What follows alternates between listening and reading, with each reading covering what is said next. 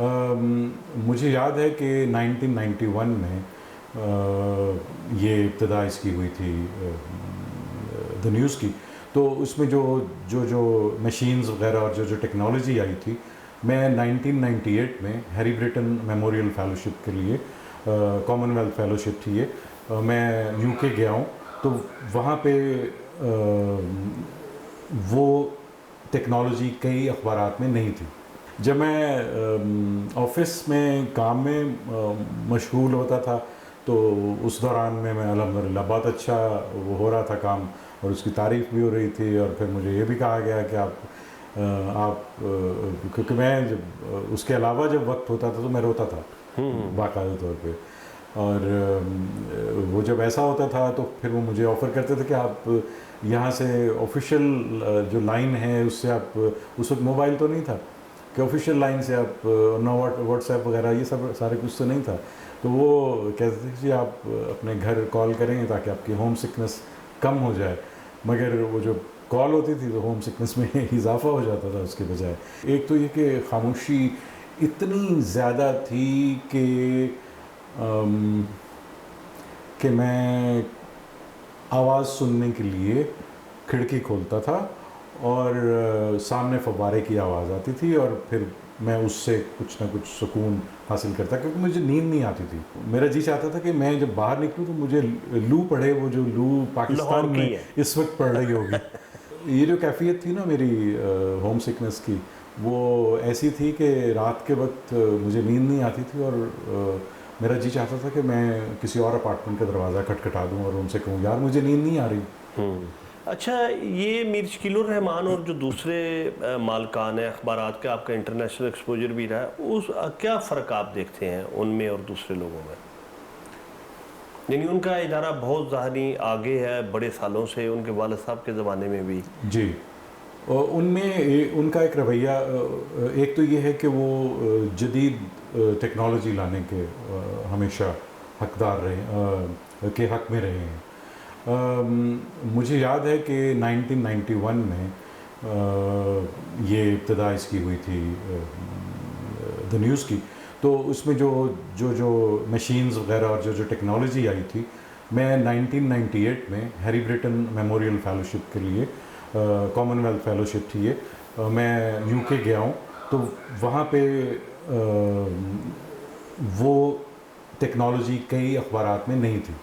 बिल्कुल सर। अच्छा, दूसरे जो है ना वो इतनी ज़्यादा वो भी मुदाखलत नहीं करते थे काम में, और ये कि बहुत से मामलात में आज़ादी थी। ये मतलब मुख्तसरन यही कह सकता हूँ। बिल्कुल सर। अच्छा, उसके बाद आप इंटरनेशनल इदारों के साथ भी आपने काम किया, वो किन जी, किन के साथ? मैंने 1995 में बाहर लिखना शुरू कर दिया था। चाइल्ड न्यूज़ सर्विस पहली ऑर्गेनाइजेशन थी ये जिसके कहाँ लिए की ऑर्गेनाइजेशन है? यूके की थी। अच्छा। तो उसके बाद फिर मैंने पनोस साउथ एशिया के लिए लिखा, फिर एशिया वाटर वायर के लिए लिखा, खलीज टाइम्स, पहले गल्फ़ न्यूज़ के लिए मैं बहुत अरसा लिखता रहा। ये जब इब्तिदा की थी उस वक्त तो टेलेक्स के ज़रिए भेजा करते थे हम। फिर टेलेक्स के बाद फिर फैक्स आ गई, और फैक्स के बाद फिर ईमेल आ गई। तो इसी तरह साउथ एशिया डिस्पैच एजेंसी थी, वो उसके लिए फिर ये थॉमसन रॉयटर्स के लिए, फिर कॉन्टेक्स्ट के लिए, खलीज टाइम्स के लिए, मतलब बहुत से अल्हम्दुलिल्लाह इदारों के लिए। और फिर जब 2001 में मैं छोड़ा है मैंने द न्यूज़, कोई 2 साल गुजरे होंगे वीकली इंडिपेंडेंट को दी न्यूज़ में किस पोजीशन पे आप कहाँ तक गए? जी, मैं न्यूज़ में न्यूज़ एडिटर था। और अच्छा। जब ये मैं बता रहा हूँ वीकली इंडिपेंडेंट को कोई 2 साल हुए होंगे। वो जिसमें आमिर मीर भी थे। जी बिल्कुल। तो मेरी सिलेक्शन हो गई थी डॉयचे वेले, तो एडिटर के तौर पे, तो मैं फिर वहाँ चला गया था।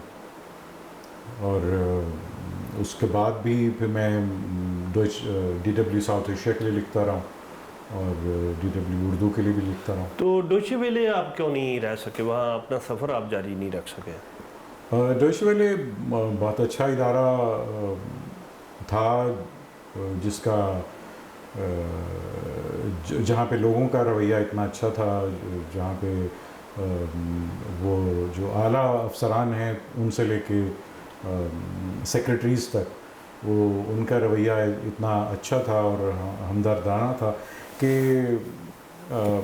मुझे उसकी वजह से एक रिग्रेट होता था। लेकिन मुझे लगता था कि मैं होम सिकनेस इतनी शदीद हो गई थी, मुझे लगता था कि मेरी शायद जान चली जाए। मैं और आपने उस वक्त शायद वहाँ से वापसी पे कहा था कि यानी वहाँ माइनस टेम्परेचर होता था और किसी चौक में आपका कमरा था और आप खिड़की खोल के सोते थे कि ताकि शोर आ सके। जी, वो यूँ था कि ताज़ा ताज़ा कोलोन से शिफ्ट हुआ था ऑफिस बॉन में, तो मेरा अपार्टमेंट जो है वो ऑफिस के बिल्कुल सामने था। एक तरफ रिवर राइन था जिसे मैं हमेशा से मेरे ख़्यालों में था कि मैं इसके किनारे सैर करूँगा, और मगर होम सिकनेस की शिद्दत ऐसी थी कि मेरा ना उसके किनारे वॉक करने को जी चाह रहा था, ना उसके साथ एक बहुत बड़ा बाग था, ना उसमें में मुझे क्या खुशखरामी का मौका जो है वो मेरे दिमाग की वजह से मैसर आ रहा था। और फिर म्यूज़ियम्स के और बहुत से शोज़ के टिकट्स एक समझ लें आप किताबचे में वो मुझे वहाँ पे दिए गए थे कि आप ये सारे देखें ताकि आप माहौल से मुताबिकत हासिल कर सकें। तो लेकिन मेरा वो उसमें से एक टिकट भी इस्तेमाल मैंने नहीं किया था, वो ज़ाहिर फ्री टिकट थे वो, और बस ये था, मेरा जी चाहता था कि मैं बस वापस चला जाऊं किसी तरह से, मतलब उनकी तरफ से जो कुछ मुमकिन था वो उन्होंने किया था मुझे रोकने के लिए। ये पता कैसे चला कि होम सिकनेस है? जब मैं ऑफिस में काम में मशगूल होता था तो उस दौरान में मैं अल्हम्दुलिल्लाह बहुत अच्छा वो हो रहा था काम, और उसकी तारीफ़ भी हो रही थी, और फिर मुझे ये भी कहा गया कि आप क्योंकि मैं जब उसके अलावा जब वक्त होता था तो मैं रोता था बाकायदा तौर पे, और वो जब ऐसा होता था तो फिर वो मुझे ऑफ़र करते थे कि आप यहाँ से ऑफिशियल जो लाइन है उससे आप, उस वक्त मोबाइल तो नहीं था कि ऑफिशियल लाइन से आप ना व्हाट्सएप वगैरह ये सब सारे कुछ तो नहीं था, तो वो कहते थे कि आप अपने घर कॉल करें ताकि आपकी होम सिकनेस कम हो जाए, मगर वो जो कॉल होती थी तो होम सिकनेस में इजाफा हो जाता था उसके बजाय। तो फिर उन्होंने कहा कि जो आपकी प्रोबेशन है वो 6 माह की बजाय हम 3 माह की कर देते हैं। मैंने कहा 3 माह कौन निकालेगा? तो फिर एक वहाँ पे एक ऑर्गेनाइजेशन थी, वो ऑर्गेनाइजेशन ने मुझे ऑफ़र की कि आप जो है वो इस्तीफ़ा ना दें, हम आपकी जो होम सिकनेस है उसको हम मैनेज कर लेते हैं। वो उसी में एक कंसल्टेंसी देती थी वो ऑर्गेनाइजेशन। फिर जो उसके चीफ़ थे, जो साउथ एशिया के चीफ़ थे, उन्होंने मुझे वो फ़ोन का कहा कि आप, और फिर वो बार बार मुझे कहते थे कि आप इस पे गौर करें। फिर जो डिप्टी चीफ़ थे वो मुझे अपने घर ले गए, और मतलब ये कि जो उर्दू सर्विस के चीफ़ थे वो अपने तौर से कोशिश कर रहे थे, वो मुझे कम गो थे लेकिन वो मुझे गाड़ी में लेके निकलते थे और मुझे बातें, मतलब ज़ाहिर है वो कोशिश करते होंगे ना, कम गो एक शख्स है तो वो कोशिश करते थे कि किसी तरह से बातों में मशगूल हो जाए, फिर अपने घर भी लेके जाते थे। मतलब ये कि मैं इसीलिए मुझे रिग्रेट था कि मैंने इतने। ये किस सन की बात है? 2004। बिल्कुल सही जी। तो फिर आप यानी वापस आ गए? जी मैं आ गया वापस। तो मुझे आपने बताया कि आपका दिल चाहता था कि मैं यानी वैगन में बैठूं, लाहौर की गर्मी अच्छा, मुझे पड़ी।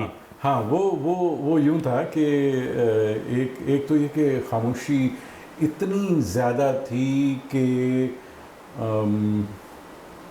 मैं आवाज़ सुनने के लिए खिड़की खोलता था और सामने फव्वारे की आवाज़ आती थी और फिर मैं उससे कुछ ना कुछ सुकून हासिल करता, क्योंकि मुझे नींद नहीं आती थी, बिल्कुल नींद नहीं आती थी। एक तो होता है ना कि आपको 1 घंटा 1.5 घंटा नींद आ गई है तो चलें, वो भी लेकिन नहीं, नींद नहीं आती थी। और फिर यहाँ से जब मैं गया था तो वो मई का मौसम था और तकरीबन तब तक वो जून स्टार्ट हो चुका था। तो मैं जब अपार्टमेंट से निकलता था ऑफिस जाने के लिए तो मेरा जी चाहता था कि मैं और फिर वो ज़ाहिर है ठंडी हवा, वो जो एक कोल्ड ब्रीज़ वो वहाँ पे चलती थी, तो मेरा जी चाहता था कि मैं जब बाहर निकलूँ तो मुझे लू पड़े, वो जो लू पाकिस्तान में इस वक्त पड़ रही होगी। तो अच्छा, मुझे ये भी याद है कि आपने कहा कि मैं खाना खाता था तो मुझे लगता था कि मेरे गले में फंस गया है। जी बिल्कुल, ये कैफियत ज़्यादा वक्त रहती थी और यहाँ तक हुआ कि मैं घबराता था, अपने अपार्टमेंट में जाने से घबराता था और मैं ज़्यादा वक्त वहीं ऑफिस में गुजारता था। और फिर मैंने काफ़ी आने से पहले मैं वो रिज़ाइन कर चुका था, लेकिन आने से पहले मैंने काफ़ी फीचर्स रिकॉर्ड करवाए ताकि मेरा वक्त जो है ना वो तब तक जाने तक जो है कितने दिन रहे अच्छा गुजर रहा। ये कोई मेरा ख्याल है 17 से 20 दिन सिर्फ। और मुझे एक और बात भी याद है, पता नहीं आपको याद हो कि ना हो, आपने आके मुझे कहा कि आपका मोबाइल नंबर मैं यानी मिस कर गया था, तो यानी आपने 20 दिनों में 20 कॉलें की दफ्तर में कि किसी तरह बात हो जाए मुझसे, यानी एक्सचेंज में करते रहे आप। इत्तेफाक की बात है कि मुझे नहीं पता चला कि आप कॉल कर रहे हैं। ये नहीं, जो मोबाइल है ना वो तो शायद नहीं था, ये शायद उसका रिवाज नहीं था। मेरे पास मोबाइल था, मोबाइल होगा और आप यानी अच्छा। 2000 मुझे चूंकि याद है कि मैंने 2003 में लिया, सितंबर अक्टूबर में, यहाँ रेडियो में वो एकेडमी ट्रेनिंग में आने से पहले। हाँ। तो आपके पास शायद नंबर नहीं था या मिस कर गए आप। ये सारा कुछ हो रहा था। वहाँ से मेरे घर पे भी कॉल की गई, मेरी वाइफ से बात की गई कि आप तो नहीं मजबूर कर रहे हैं कि ये वापस आ जाएं। उन्होंने कहा मुझे क्या ज़रूरत है इन्हें वापस बुलाने की। तो मैंने अपने एक दोस्त जो चीवनिंग पे उस वक्त यूके में थे, मतलब ये कि मैं उससे निमटने के लिए मैं हर एक दरवाज़ा खटखटा रहा था। ये जो कैफियत थी ना मेरी होम सिकनेस की, वो ऐसी थी कि रात के वक्त मुझे नींद नहीं आती थी और मेरा जी चाहता था कि मैं किसी और अपार्टमेंट का दरवाज़ा खटखटा दूं और उनसे कहूँ यार मुझे नींद नहीं आ रही। तो मुझे ये बुरा भी लगता था। अच्छा, फिर मैंने वो दोस्त थे यूके में, वो अचीवनिंग पे थे, तो मैंने उन्हें कॉल किया। तो कौन थे? मोहम्मद अयूब। अच्छा अच्छा। तो मेरी मतलब वो दोस्त हैं मेरे, लेकिन मेरी फ्रैंकनेस जो है वो गालियों की किसी के साथ नहीं है। तो लेकिन उन्होंने मुझे गालियाँ दी थी। उन्होंने कहा कि ये तुम क्या कर रहे हो कि उस ज़माने में कितना पैकेज था आपका? मुझे एग्जैक्टली याद नहीं है, शायद 4000 यूरोज मंथ। यानी कितने वो पाकिस्तानी बनते हैं आज के ज़माने में, या उस ज़माने में कितने बनते थे? हाँ मुझे याद, यानी शायद कोई 2.5 या 3 लाख बनते होंगे। बिल्कुल सही। यानी उस ज़माने में 2.5-3 लाख की नौकरी छोड़ना पड़ा, और फिर वो भी यूरोप में रह के। जी बिल्कुल। और नहीं, उसके साथ और भी बहुत था ना।